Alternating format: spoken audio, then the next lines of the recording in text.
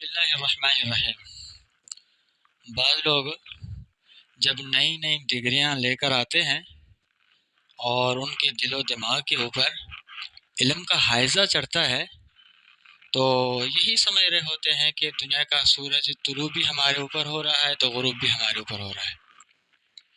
پھر سمجھتے ہیں کہ یہ جو دوسرے لوگ ہیں دنیا کے وہ بے وقوف ایک پاگل ہیں، اگر عقل مندی اور دانشوری ہے تو صرف ہمارے اندر ہی موجود ہے۔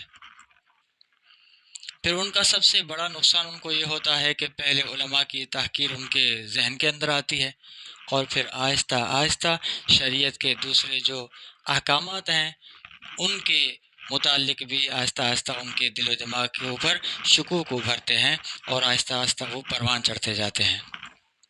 ایک واقعہ آتا ہے کہ کوئی شخص کالج اور یونیورسٹی کی بڑی بڑی ڈگریاں لے کر فلسفے کے بڑے بڑے بحث پڑھ کر آیا، اور آتے ہی سب سے پہلے اس نے اپنے علاقے کے علماء کو یہ چیلنج کیا کہ اگر کسی عالم کے اندر، کسی مفتی کے اندر دم ہے تو آئے مجھ سے مناظرہ کرے، میں ہر پہلو پر ہر چیز کے اوپر مناظرہ کر کے ان کو ہرا کے دکھاؤں گا۔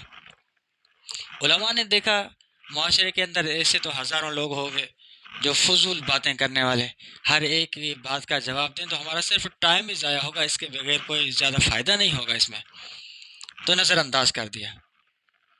لیکن اس کی جرت بڑھ گئی، پھر اس نے ہر ایک عالم کی طرف خط لکھا کہ میرے 3 سوال ہیں، اگر ان 3 سوالوں کے جواب کسی کے پاس ہیں تو وہ آئے میرے سامنے بیٹھے۔ پہلے سے پہلا میرا سوال یہ ہے کہ جب تم نے اللہ کو دیکھا نہیں ہے تو بن دیکھے اس کے معبود ہونے کی گواہی کیسے دیتے ہو؟ نمبر 2، دوسرا میرا سوال یہ ہے کہ جب کرتا دھرتا اللہ ہے، افعال خیر کو بھی اللہ نے پیدا کیا، افعال شر کو بھی اللہ نے پیدا کیا، پھر انسان کو گناہگار کیوں کہا جاتا ہے اور اس کو عذاب کیوں ہوگا؟ خالق تو اللہ ہے، اس نے جب سب کچھ پیدا کیا ہے تو انسان کو مجرم کیوں ٹھہرایا جاتا ہے؟ اور تیسرا کہنے لگا کہ میرا سوال یہ ہے کہ قیامت کے بعد شیطان کو جہنم میں ڈالا جائے گا تو اس کا کیا بگڑے گا؟ جب اس کو پیدا بھی آگ سے کیا گیا ہے، جہنم کے اندر بھی اس کو آگ میں پھینکا جائے گا تو اس کے اوپر کوئی فرق نہیں پڑے گا، مزے سے کھیل رہا ہوگا، گھوم رہا ہوگا، جہنم کا سیر کر رہا ہوگا۔ لیکن کسی عالم نے اس کے ان سوالات کو کوئی بڑی حیثیت نہیں دی، نظر انداز کر کے چھوڑ دیا۔ ایک مرتبہ وہ فلسفی صاحب جا رہا تھا، کوئی سادہ عالم بیٹھا ہوا تھا، تو اس کے پاس سے جب گزر رہا تھا تو اس نے اس فلسفی کو بلایا اور کہا کہ سنا ہے تو نے بڑے وزنی سوالات کیے ہیں، میں ان کے جوابات دینا چاہتا ہوں، آپ ادھر بیٹھیں، تینوں سوالات کے جواب تمہیں ایک ہی وقت میں مل جائیں گے۔ فلسفی صاحب بڑے ادب احترام کے ساتھ ادھر اپنا گردن جھکا کے بیٹھا۔ یہ عالم اٹھا، ایک مٹی کا ڈھیلا اٹھایا اور زور سے اس کے سر پہ مارا کہ اس کی چیخیں نکل گئی۔ روتے روتے آ کر اپنے لوگوں کو بھی اس نے بتایا اور پھر جا کر دوسرے دن عدالت میں اس کا مقدمہ دائر کروا دیا کہ فلاں عالم نے مجھے تنگ کیا ہے، مجھے تکلیف پہنچائی ہے۔ خیر، جج صاحب نے سنوائی کی تاریخ مقرر فرمائی اور اس کے بعد عالم کی طرف نوٹس بھیجا کہ فلاں تاریخ سنوائی کے لیے آپ حاضر ہو جائیں کیونکہ آپ نے ایک شخص کو بہت برے طریقے سے تکلیف پہنچائی ہے۔ خیر، وہ تاریخ آتی ہے تو مدعی فلسفی صاحب وہ بھی وہاں پر حاضر ہوتے ہیں عدالت میں، اور عالم بھی وہاں پر حاضر ہوتے ہیں۔ تو جج صاحب نے سب سے پہلے سوال کیا کہ عالم صاحب، آپ نے بلا وجہ اس کو کیوں مارا ہے؟ تو عالم نے فرمایا میں نے مارا نہیں ہے، اس کے سوال کے 3 سوال تھے، تینوں سوالوں کا ایک ہی وقت میں نے جواب دیا ہے۔ فرمایا وہ کیسے تو نے جواب دیا، یہ کیا طریقہ کار ہے تیرے جواب دینے کا؟ تو عالم نے فرمایا اس کی وضاحت بھی میں کرتا ہوں۔ دیکھو، سب سے پہلے اس کا سوال یہ تھا کہ جو چیز دیکھی نہیں جاتی اس کی گواہی نہیں دی جاتی۔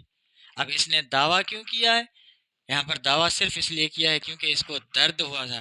میں اس سے پوچھتا ہوں جب تو نے درد دیکھا نہیں ہے تو اس کی گواہی تو نے کیوں دی ہے؟ اور دوسرے نمبر کا اس کا سوال یہ تھا کہ جب کرتا دھرتا اللہ ہے تو پھر انسان مجرم کیوں ٹھہرتا ہے؟ تو میں بھی اس کو کہتا ہوں تجھے ڈھیلا اللہ نے مروایا ہے، کیا اللہ نے ہے، تو پھر تو نے میرے اوپر مقدمہ کیوں دائر کیا ہے؟ تو اللہ کے اوپر چھوڑ دے، مجھے مجرم کیوں ٹھہرا رہا ہے؟ اور تیسرے نمبر کا سوال اس کا یہ تھا کہ جب شیطان آگ سے پیدا ہوا اور آگ میں ہی جائے گا تو کون سا اس کے اوپر فرق پڑے گا؟ تو پھر میں بھی اس سے سوال کرتا ہوں، تو مٹی سے پیدا ہوا، تیرے سر پر بھی مٹی کا ڈھیلا لگا ہے، تو تجھے کیا تکلیف ہو رہی ہے؟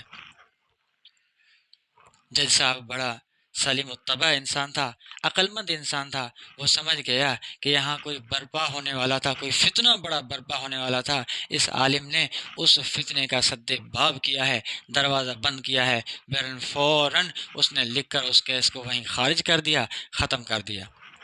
تو بہرحال ہر زمانے کے اندر ایسے لوگ ہوتے ہیں، جب بڑی بڑی ڈگریاں لے کر آتے ہیں تو اپنے آپ کو سب کچھ سمجھ رہے ہوتے ہیں اور دوسروں کو بیوقوف سمجھ رہے ہوتے ہیں، اور اس کا نقصان سب سے بڑا یہ ہوتا ہے، سب سے پہلا نقصان یہ ہوتا ہے کہ علماء کی توہین اور تحقیر ان کے دل و دماغ کے اندر آتی ہے۔ حضرت عالمگیر رحمۃ اللہ علیہ بڑے منصف بادشاہ گزرے ہیں، ان کے زمانے کے اندر ایسی بات بات میں کوئی بات آ گئی، کسی نے کہہ دیا کہ حضرت آپ کے زمانے کے جو علماء ہیں ان کے اندر علمی کوئی استعداد اور صلاحیت نہیں ہے۔ حضرت عالمگیر رحمۃ اللہ علیہ تو خود بھی بڑے جید عالم تھے، سمجھ گئے کہ لوگوں کے دل کے اندر علماء کی تحقیر ہے، اسی وجہ سے اس طرح کی باتیں شروع ہو گئی ہیں۔ فرمایا ایسی بات نہیں ہے، علماء بڑے تو بڑے ہیں، لیکن چھوٹے جو علماء ہیں دیہات کے اندر رہنے والے، ان کی بھی صلاحیت اتنی ہوتی ہے کہ آپ اور میں ان کو پہنچ نہیں سکتے۔ فرمایا وہ کیسے؟ فرمایا میں کسی وقت تمہیں اس کا جواب دے دوں گا۔ ایک دن کسی بستی میں حوض کے اوپر آ کر کھڑے ہوئے تو عالمگیر رحمۃ اللہ علیہ نے فرمایا اس بستی کا جو عالم ہے اس کو بلا کر لاؤ۔ لایا گیا تو عالمگیر رحمۃ اللہ علیہ نے خود سوال کیا کہ آپ بتائیں یہ جو حوض ہے ہمارے سامنے، اس کے اندر کتنے پیالے پانی کے ہوں گے؟ تو عالم نے فرمایا کہ حضرت آپ نے حوض تو دکھایا اور اس کے اندر پڑا ہوا پانی تو دکھایا، لیکن پیالہ تو آپ نے دکھایا نہیں۔ اب اس کا جواب کلی طور اس طرح بنے گا کہ اگر آپ کا پیالہ بالکل اسی حوض کے برابر ہے تو آپ کا ایک پیالہ اس حوض سے نکلے گا، اور اگر آپ کا پیالہ اس حوض کے آدھے کے برابر ہوگا تو اس حوض سے تمہارے دو پیالے ہو جائیں گے، اور اگر پیالہ اتنا بڑا ہے کہ اس حوض کے چوتھے حصے کے برابر ہے تو تمہارے چار پیالے اس حوض سے نکل سکتے ہیں۔ اب وہ تمہارے پیالے کے اوپر ہے، پیالہ جتنا بڑا ہوگا اتنے کم نکلیں گے، جتنا چھوٹا ہوگا اتنے زیادہ نکلیں گے۔ فرمایا ٹھیک ہے، میرے سوال کا جواب مل گیا، چلے جاؤ۔ عالم صاحب تو چلے گئے، لیکن حضرت عالمگیر رحمۃ اللہ علیہ وہ ایک بڑے حاذق اور ہوشیار انسان تھے، دیکھا کہ ابھی بھی ان کے دماغ کے اندر کچھ فطور باقی ہے۔ ایک دن اعلان کیا کہ فلاں تاریخ سارے میرے جو گورنر ہیں وہ آ کر حاضر ہو جائیں۔ گورنر اسی تاریخ کو آ کر حاضر ہوئے، سب آ کر پہنچنے کے بعد اعلان ہوا کہ فلاں علاقے کے جو گورنر ہے وہ آ کر عالمگیر رحمۃ اللہ علیہ کو وضو کرائے۔ وہ تو بڑا خوش ہو گیا کہ آج میں جب وضو کراؤں گا سارے گورنر بیٹھے ہیں، وہ دیکھیں گے کہ یہ اتنا بادشاہ کے قریب ہے کہ بادشاہ کو وضو کرا رہا ہے۔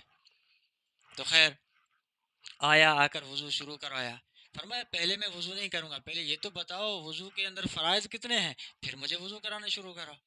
بادشاہ کو اتنا، گورنر صاحب کو اتنا کوئی علم تھا نہیں تو خاموش ہو گیا۔ فرمایا دعائے قنوت آتی ہے، وہ بھی نہیں آتی تھی تو خاموش ہو گئے۔ فرمایا آپ جاؤ کسی دوسرے کو بلاؤ۔ دوسرا آیا گورنر صاحب، تو اس کا بھی یہی حال تھا، تین چار کو اس طرح بلایا اور پھر اعلان کر دیا۔ فرمایا کہ دیکھو آپ مسلمانوں کی حکمرانی کر رہے ہو، لیکن تمہاری جہالت کی یہ حد ہے کہ تمہیں وضو کے فرائض بھی نہیں آ رہے۔ آج جاؤ، لیکن آئندہ میٹرک میں جب بھی تم آؤ تمہاری حاضری ہو تو یہ حال تمہارا نہیں ہونا چاہیے۔ تو اللہ تعالی ہمیں بھی دین کی صحیح سمجھ عطا فرمائے، علماء کی بڑے جو جید علماء کرام ہیں ان کی قدر دانی کی توفیق عطا فرمائے، اور دین اسلام کے اوپر مکمل کا مکمل عمل کرنے کی توفیق عطا فرمائے۔ وآخر دعوانا ان الحمد للہ رب العالمین۔